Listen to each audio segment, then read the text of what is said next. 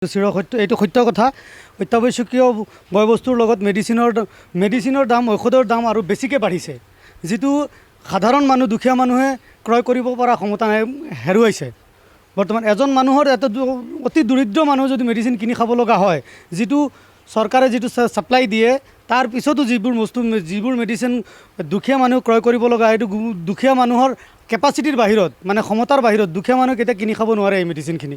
গতিকে আপোনালোকৰ জৰিয়তে চৰকাৰক এটা আহ্বান জনাম, যাতে অত্যাৱশ্যকীয় বস্তুবোৰৰ লগতে জীৱনদায়িনী মেডিচিনৰ অলপ দাম কমায় আৰু দুখীয়া মানুহক ল'বলৈ যাতে সক্ষম হয়। তাৰে এই দৰৱটো যোৱা বছৰত মই কিনিছোঁ 180 ৰুপিছত কিনিছোঁ, আজিৰ দিনত 173।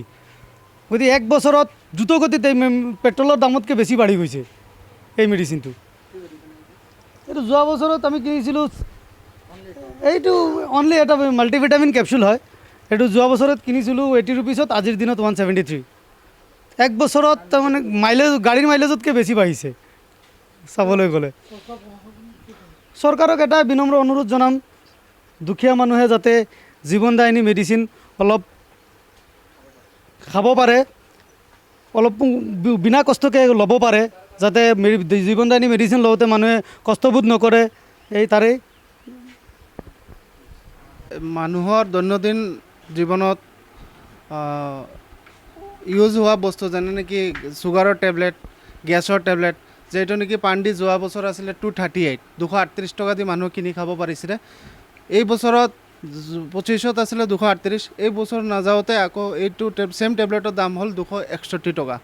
সেইকাৰণে গোটেইখিনি টেবলেটৰ 10 টকা 20 টকাকৈ 30 টকা 40 টকা দ্ৰুতগতিত বৃদ্ধি পাইছে দাম। গতিকে চৰকাৰক আহ্বান জনাইছোঁ, যাতে দুখীয়া লোকসকলে, বহুত ৰোগী আছে ঘৰত, ডায়েবেটিছ ৰোগী, চুগাৰৰ পেচেণ্ট, সেইকেইটা পেচেণ্টে দৈনন্দিন এইকেইটা টেবলেটৰ প্ৰয়োজন হয়। গতিকে এই প্ৰয়োজনীয় টেবলেটকেইটাৰ আৰু দৰৱকেইটাৰ মূল্যবৃদ্ধি কম কৰি দিবলৈ চৰকাৰক আহ্বান জনাইছোঁ। আৱশ্যকীয় সামগ্ৰীৰ লগত জীৱনদায়িনী ঔষধৰ দাম বৃদ্ধি হোৱাত দুখীয়া দৰিদ্ৰ লোকসকলে পানীত হাঁহ নচৰাৰ দৰে অৱস্থা হৈ পৰিছে।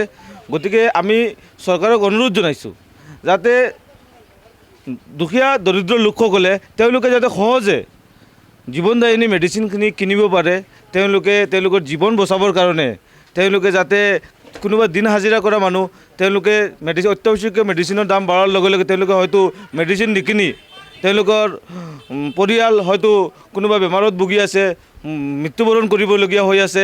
গতিকে আমি পুনৰবাৰ চৰকাৰক অনুৰোধ জনাইছোঁ, যাতে চৰকাৰে জীৱনদায়িনী ঔষধৰ দাম নিয়ন্ত্ৰণ কৰি আমাৰ দৰিদ্ৰ লোকসকলক যাতে কিছু সকাহ দিয়ে, তাৰ বাবে আমি চৰকাৰক অনুৰোধ জনাইছোঁ। লগতে